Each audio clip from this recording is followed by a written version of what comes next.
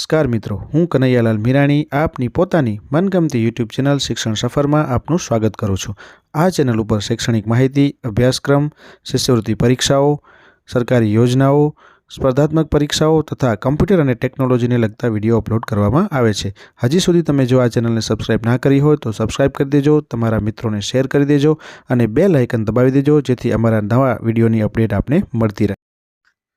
નમસ્કાર મિત્રો, આજે આપણે આ વિડીયોની અંદર જે જ્ઞાન સાધનાની ચોઇસ ફિલિંગની પ્રક્રિયા જે છે શરૂ થઈ ગઈ છે એના વિશે આપણે ચર્ચા કરવાના છીએ। તો તમે આ વિડીયોની અંદર જોઈ શકશો કે જ્ઞાન સાધનાની જે ચોઇસ ફિલિંગ છે એ કઈ રીતે કરવાની છે, એની પ્રોસેસ શું છે, રજીસ્ટ્રેશન તમે કરી લીધું હોય અને રજીસ્ટ્રેશન ન કર્યું હોય તો પણ હવે શું કરવાનું છે, એ તમામ ડિટેલ જે છે એ આપણે આ વિડીયોની અંદર જોવાના છીએ। તો તમે જો હજી સુધી આ ચેનલને સબસ્ક્રાઇબ ના કરી હોય તો સબસ્ક્રાઇબ કરી દેજો અને સાથે સાથે બેલ આઇકન પણ દબાવી દેજો, જેના કારણે અમારા નવા વિડીયોની અપડેટ જે છે એ તમને મળતી રહે।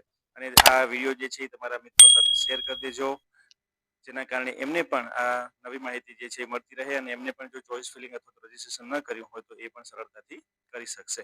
અને વિડીયોને લાઇક કરવાનું ભૂલતા નહીં। તો ચલો હવે આપણે આ વિડીયોની શરૂઆત કરીએ છીએ કે ચોઇસ ફિલિંગની પ્રક્રિયા જે છે કઈ રીતના શરૂઆત થઈ ગઈ છે। તમે અહીંયા જોઈ શકો છો કે તમને અહીંયા સંપૂર્ણ માહિતી જે છે એ આપેલી છે કે CGMS એટલે કે આપણી જ્ઞાન સાધના સ્કોલરશિપ એક્ઝામ જે છે એના માટે જે મુખ્યમંત્રી જ્ઞાન સાધના સ્કોલરશિપ યોજના અંતર્ગત જે સ્કોલરશિપ માટેના હકદાર છે અને અહીંયા બીજી એક સ્કીમ જે છે એ પણ ચાલુ કરવામાં આવી છે કે આદર્શ નિવાસી શાળાના જે વિદ્યાર્થીઓ છે એના માટે પણ અત્યારે ચોઇસ ફિલિંગ પ્રક્રિયા જે છે એ ચાલુ કરવામાં આવી છે। એટલે ખાસ કરીને આ બે વસ્તુ ઉપર જ તમારે અત્યારે ધ્યાન આપવાનું છે કે જે સ્કોલરશિપ માટે એલિજિબલ છે એમના માટે, અને બીજા જે આ રેસિડેન્સી સ્કૂલ જે છે આદર્શ નિવાસી શાળા જે છે એમાં જે ભણવા જવા માંગતા હોય એ લોકો માટે અત્યારે ચોઇસ ફિલિંગની પ્રક્રિયા જે છે એ ચાલુ કરવામાં આવી છે। તો ઘણા બધા જે છે એમને એવું પણ થશે કે અમારું અહીંયા ઓપ્શન નથી આવતું અથવા તો અમારી સ્કૂલનું નામ જે છે એ આવતું નથી, તો અહીંયા કને અત્યારે દરેક માટે આ સ્કીમ જે છે હજી ચાલુ કરવામાં આવેલ નથી। અત્યારે જે સ્કોલરશિપ માટે એલિજિબલ છે અથવા તો જેને 12મા ધોરણ સુધી ફ્રીમાં ભણવું છે એટલે કે જે આદર્શ નિવાસી શાળાની અંદર જવા માંગે છે એમના માટે ચોઇસ ફિલિંગ પ્રક્રિયા જે અત્યારે ચાલુ કરવામાં આવી છે, તો એ લોકોએ અત્યારે ચોઇસ ફિલિંગ કરવાનું છે। પણ આપણને ખબર છે કે મોટાભાગે બધા વિદ્યાર્થીઓ જે છે સ્કોલરશિપ યોજનાનો લાભ લેવા માંગતા હોય છે, તો એ લોકો ખાસ અત્યારે ચોઇસ ફિલિંગ કરી દેવાનું છે। અહીંયા તમે જોઈ શકો છો કે એના માટેની તમને જે પ્રોસેસ છે એ શું કરવાનું છે, તો તારીખ પણ તમને આપી દીધી આજે એટલે કે 24 તારીખથી કરી અને 30 તારીખ સુધી આ પ્રક્રિયા જે છે એ ચાલુ રહેવાની છે। તમે અહીંયા જોઈ શકો છો કે આ સમય દરમિયાન તમારે આ ચોઇસ ફિલિંગ છે એ કરી લેવાનું છે 24 તારીખથી કરી અને 30 તારીખ સુધીમાં। અહીંયા તમે જોઈ શકો છો કે આ પ્રક્રિયા જે છે એ તમને અહીંયા કને સંપૂર્ણ રીતે કેવી રીતના આખી પ્રોસેસ કરવી જે છે એની અહીંયા તમામ પ્રકારની માહિતી જે છે એ પણ તમને અહીંયા આપી દીધેલી છે।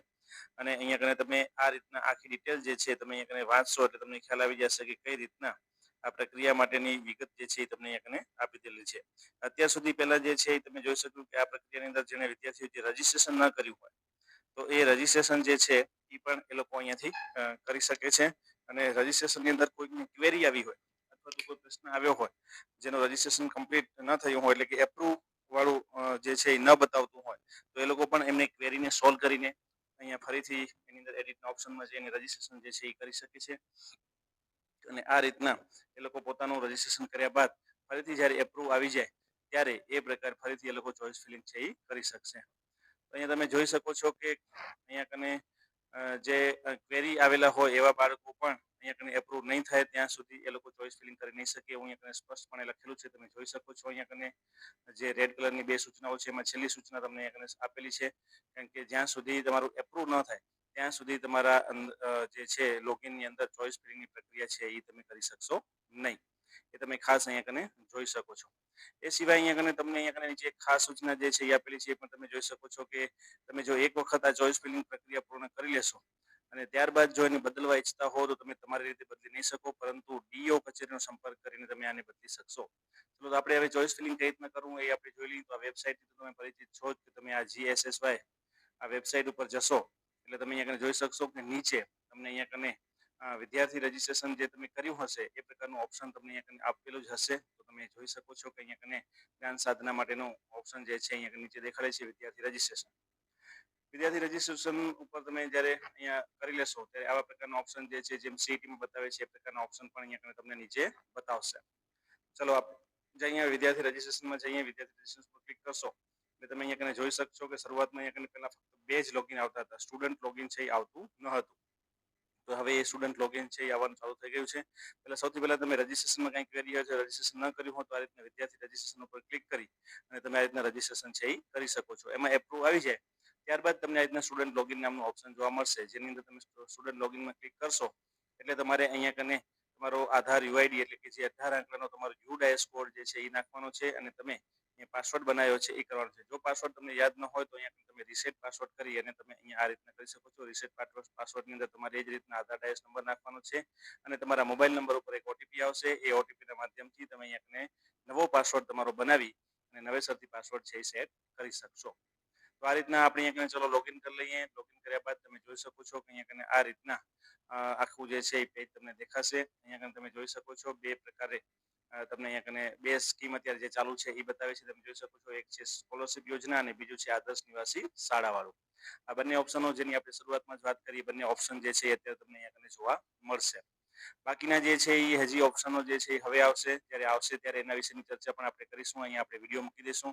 હવે આપણે ચોઇસ ફિલિંગ કેવી રીતના કરવાનું છે, તો સૌથી પહેલું જે છે તમે જોઈ શકો છો આ સાઈડ જે છે એ તમને અહીંયા તમારી અવેલેબલ જે સ્કૂલ્સ છે એ તમને આપેલી છે અને આ સાઈડ તમારે એને ચોઇસ કરીને મૂકવાનું છે. સૌથી પહેલી શિષ્યવૃત્તિ વાળું જે છે એને તો તમે ક્લિક કરશો એટલે તરત જ આ બીજી બાજુ અહીંયા આવી જશે સૌથી ફર્સ્ટ નંબર ઉપર.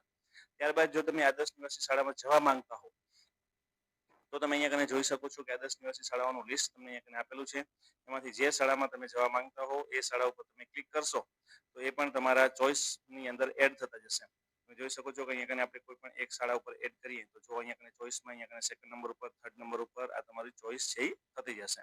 તો આ રીતના તમે જે એમાં જવા માંગતા હો તો તમે આ રીતના એના ઉપર ક્લિક કરશો એટલે અહીંયા બીજી બાજુમાં તમારી ચોઇસમાં અહીંયા આવી જશે. એ જોઈ શકો છો કે ફર્સ્ટ નંબર ઉપર શિષ્યવૃત્તિ છે, સેકન્ડ નંબર ઉપર તમે જે સેકન્ડ અને થર્ડ નંબર ઉપર તમે આદર્શ નિવાસી શાળાઓ પસંદ કરી છે એ છે.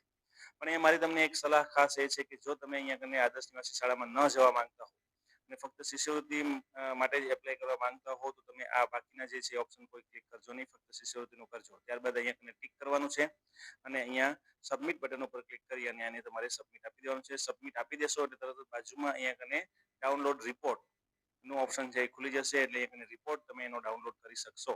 કે આ રીતના તમે અહીંયા રિપોર્ટ જે છે ડાઉનલોડ કરીને તમારી પાસે પીડીએફ ફાઇલ એક જનરેટ થશે. એ પીડીએફ ફાઇલ છે તમારી પાસે રાખવાની છે. જ્યારે પણ તમારે એ સ્કૂલ તમારી જે પ્રાઇવેટ સ્કૂલ છે એ તમે પસંદ કરશો એમાં તમે જશો ત્યારે એ શિષ્યવૃત્તિ વાળું કાગળ જે છે એ તમારે એની અંદર જમા કરાવવાનું રહેશે. તો આ રીતના રિપોર્ટ કાર્ડ પણ તમારે એ જનરેટ કરીને રાખવાનું છે. રિપોર્ટ તમારી પાસે રહેશે. આ રીતના અહીંયા ખાસ તમને રિકમેન્ડ એ છે કે તમે ખાલી જો શિષ્યવૃત્તિ મેળવવા માંગતા હો તો એક જ પહેલા જ નંબરનો ઓપ્શન છે એ સિલેક્ટ કરજો. તો જો તમે હજી સુધી આ ચેનલને સબસ્ક્રાઇબ ન કરી હોય તો સબસ્ક્રાઇબ કરી દેજો, બેલ આઇકન દબાવી દેજો અને આ વિડીયો તમને કેવો લાગ્યો એ તમે કમેન્ટ સેક્શનમાં જઈને જણાવજો અને તમારા મિત્રો સાથે શેર કરી દેજો. ફરીથી આવા નવા વિડીયો સાથે મળીશું. ત્યાં સુધી તમે બધા મસ્ત રહો, તંદુરસ્ત રહો.